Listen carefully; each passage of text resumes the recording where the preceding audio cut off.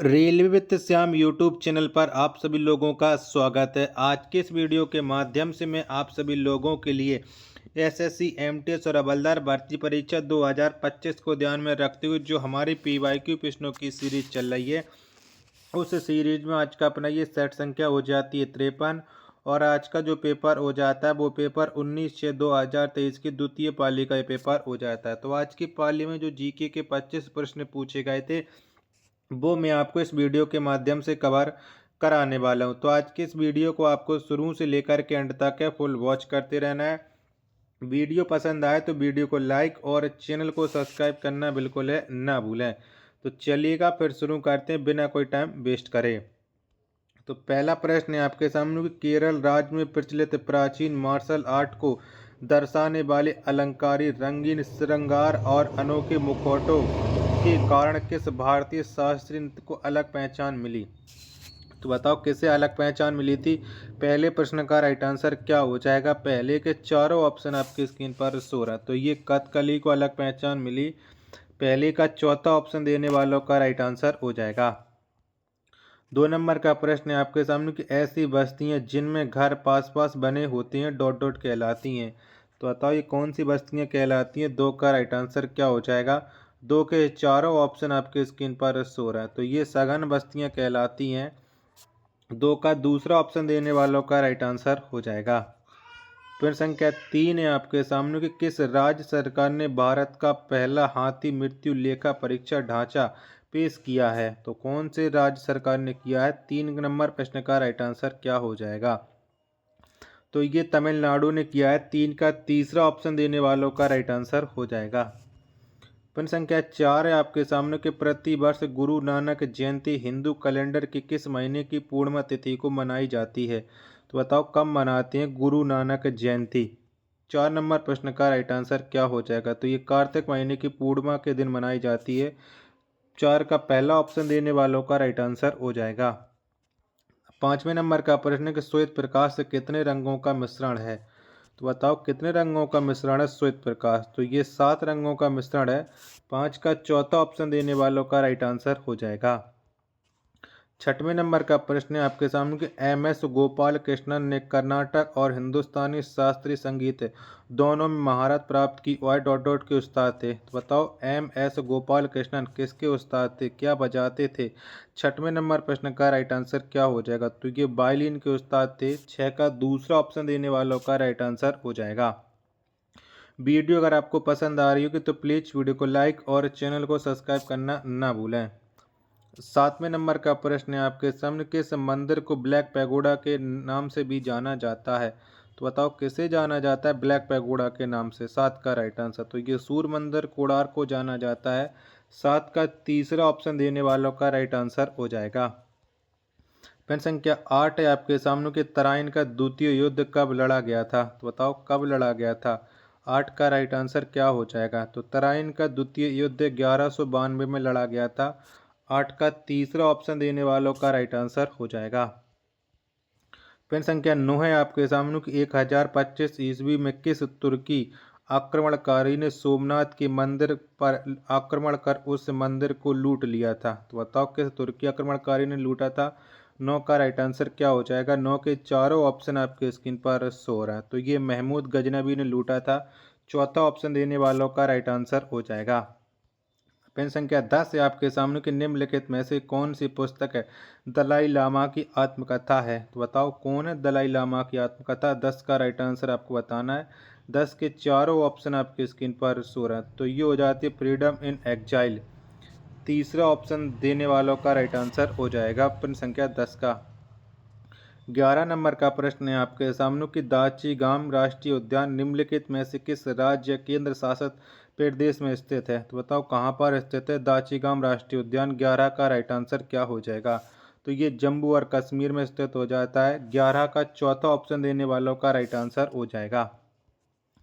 प्रश्न संख्या 12 है आपके सामने कि निम्नलिखित में से कौन सा एक जटिल स्थायी पादप ऊतक है। तो आपको बताना है कौन सा जटिल स्थायी पादप ऊतक है। 12 का आंसर आपको देना है। वीडियो पसंद आ रही होगी तो प्लीज़ वीडियो को लाइक और चैनल को सब्सक्राइब करना ना भूलें। तो ये हो जाएगा आपका प्रश्न संख्या 12 का राइट आंसर जाइलम। तीसरा ऑप्शन देने वालों का राइट आंसर हो जाएगा। 13 नंबर का प्रश्न है कि भारतीय संविधान का कौन सा अनुच्छेद राज्य की माध्यमिकता की बात करता है। तो बताओ कौन सा अनुच्छेद करता है। तो राज्य के माध्यमिकता की बात करता है अनुच्छेद 165। 13 का दूसरा ऑप्शन देने वालों का राइट आंसर हो जाएगा। 14 नंबर का प्रश्न है कि आधिकारिक तौर पर भारत में परलैंगिक व्यक्तियों पर पहली बार दर्ज किए गए आंकड़े किस जनगणना में एकत्रित किए गए थे। तो बताओ ये कौन सी जनगणना में एकत्रित किए गए थे। 14 का आंसर आपको देना है। तो ये 2011 की जनगणना में एकत्रित किए गए थे। 14 का पहला ऑप्शन देने वालों का राइट आंसर हो जाएगा। पेन संख्या 15 है आपके सामने कि भारत का दक्षिणी भाग डॉट डॉट कटिबंध में पड़ता है। तो बताओ कौन से कटिबंध में पड़ता है भारत का दक्षिणी भाग। 15 का राइट आंसर क्या हो जाएगा। तो ये उष्ण कटिबंध में पड़ता है। 15 का चौथा ऑप्शन देने वालों का राइट आंसर हो जाएगा। 16 नंबर का प्रश्न है कि डॉट डॉट कोष की वह न्यूनतम राशि है जो प्रत्येक बैंक को जमाओं के रूप में भारतीय रिजर्व बैंक के पास रखना अनिवार्य है। तो बताओ ये कौन सी कोष न्यूनतम राशि हो जाएगी। 16 का आंसर आपको बताना है। 16 के चारों ऑप्शन आपके स्क्रीन पर शो हो रहे हैं। तो ये हो जाएगा आपका नगद कोष अनुपात। दूसरा ऑप्शन देने वालों का राइट आंसर हो जाएगा। पेज संख्या 17 आपके सामने कि भारतीय संविधान के अनुसार भारतीय संघ का मुखिया कौन होता है। तो बताओ कौन होता है भारतीय संघ का मुखिया। 17 का आंसर आपको देना है। वीडियो पसंद आ रही हो कि तो प्लीज़ वीडियो को लाइक और चैनल को सब्सक्राइब करना बिल्कुल ना भूलें। तो ये होते हैं भारत का राष्ट्रपति। तीसरा ऑप्शन देने वालों का राइट आंसर हो जाएगा। पेन संख्या 18 आपके सामने की the stars in my sky those who brighten my film journey dot dot की दूसरी पुस्तक है। तो बताओ ये किसकी दूसरी पुस्तक है। 18 का आंसर आपको देना। 18 के चारों ऑप्शन आपकी स्क्रीन पर शो हो रहे हैं। तो ये हो जाती है आपकी दिव्या दत्ता की। दूसरा ऑप्शन देने वालों का राइट आंसर हो जाएगा। 19 नंबर का प्रश्न है आपके सामने कि भारत ने पहली बार डॉट डॉट में ओलंपिक खेलों में भाग लिया था। तो बताओ कब लिया था भारत ने पहली बार ओलंपिक खेलों में भाग। 19 का राइट आंसर। तो ये 1900 में लिया था। 19 का दूसरा ऑप्शन देने वालों का राइट आंसर हो जाएगा।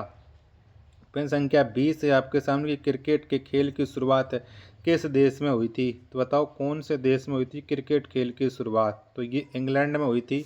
20 का चौथा ऑप्शन देने वालों का राइट आंसर हो जाएगा। 21 नंबर का प्रश्न है कि निम्नलिखित स्वतंत्रता सेनानियों में से किसे आधुनिक भारत का जनक माना जाता है। तो बताओ किसे मानते हैं आधुनिक भारत का जनक। 21 का आंसर आपको देना है। 21 के चारों ऑप्शन आपके स्क्रीन पर शो हो रहे हैं। तो ये हो जाते हैं राजा राममोहन राय। चौथा ऑप्शन देने वालों का राइट आंसर हो जाएगा। पेन संख्या 22 है आपके सामने की मानव विकास सूचकांक रिपोर्ट 2021-22 के अनुसार भारतीय उपमहाद्वीप में किस देश का प्रदर्शन सबसे अच्छा है। तो बताओ कौन से देश का प्रदर्शन सबसे अच्छा है। मानव विकास सूचकांक रिपोर्ट 2021-22 में 22 का राइट आंसर क्या हो जाएगा। 22 के चारों ऑप्शन आपकी स्क्रीन पर शो रहा है। तो ये हो जाएगा श्रीलंका। पहला ऑप्शन देने वालों का राइट आंसर हो जाएगा। 22 नंबर का प्रश्न है कि महासागर की औसत लवणता डॉट डॉट भाग प्रति 1000 ग्राम है। तो बताओ कितनी है महासागर की औसत लवणता। 23 का राइट आंसर क्या हो जाएगा। तो ये हो जाती है 35। 23 का दूसरा ऑप्शन देने वालों का राइट आंसर हो जाएगा। अगला प्रश्न है आपके सामने प्रश्न संख्या 24 है आपके सामने ग्रेडेड रिस्पॉन्स एक्शन प्लान का मुख्य उद्देश्य क्या है। तो बताओ क्या है। 24 का राइट आंसर क्या हो जाएगा। 24 के चारों ऑप्शन आपकी स्क्रीन पर शो है। तो ये हो जाएगा वायु प्रदूषण को नियंत्रित करना। चौथा ऑप्शन देने वालों का राइट आंसर हो जाएगा। पेन संख्या 25 है कि निम्नलिखित में से किसने चटगांव सत्याग्रह छापा या चटगांव विद्रोह का नेतृत्व किया था। तो बताओ किसने किया था चटगांव विद्रोह का नेतृत्व। 25 का आंसर आपको देना है। 25 के चारों ऑप्शन आपके स्क्रीन पर शो रहे हैं। तो ये किया था सूरसेन ने। पहला ऑप्शन देने वालों का राइट आंसर हो जाएगा। वीडियो पसंद आई होगी तो प्लीज़ वीडियो को लाइक और चैनल को आप लोग सब्सक्राइब करना बिल्कुल ना भूलें। मिलते को नेक्स्ट वीडियो के साथ, तब तक के लिए धन्यवाद।